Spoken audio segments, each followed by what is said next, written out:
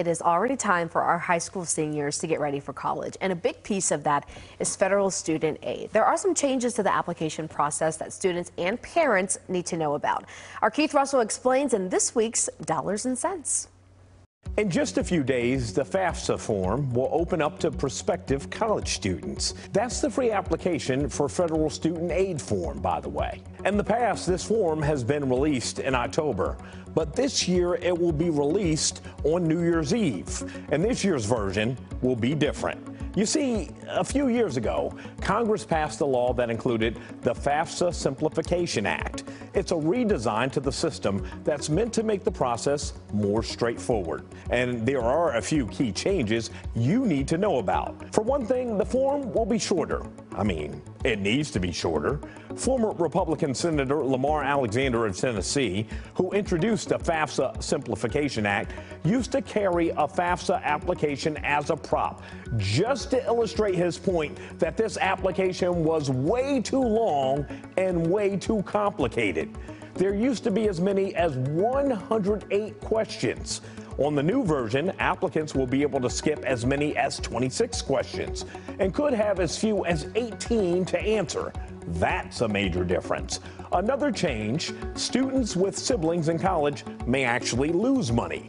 In years past, if families had more than one child enrolled at the same time, they were eligible for more financial aid.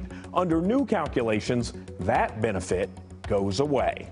But this new formula is expected to give hundreds of thousands of additional students Pell Grant awards. Those awards are given to low-income students who are most in need.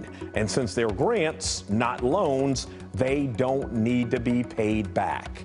New calculations for Pell Grants will take into account family size and federal poverty guidelines. The Department of Education estimates these changes mean an additional 50,000 students from Texas will qualify. In previous years, students could automatically send their FAFSA forms to 10 schools. That number? Well, guess what? It's doubled this year.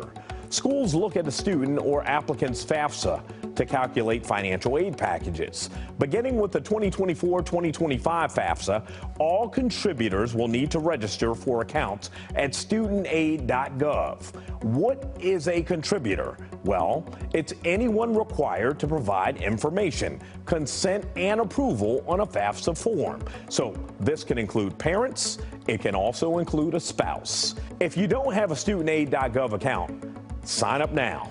You'll need that before filling out your actual FAFSA. And if you still have questions, guess what? We have the answers. We have more resources right now at cbsnewstexas.com. Just click on this story. And of course, we want you to get as much money as you can, whether you're a student, a parent, or a spouse. And as always, if it doesn't save dollars, it doesn't make sense. I'm Keith Russell. See you in the new year.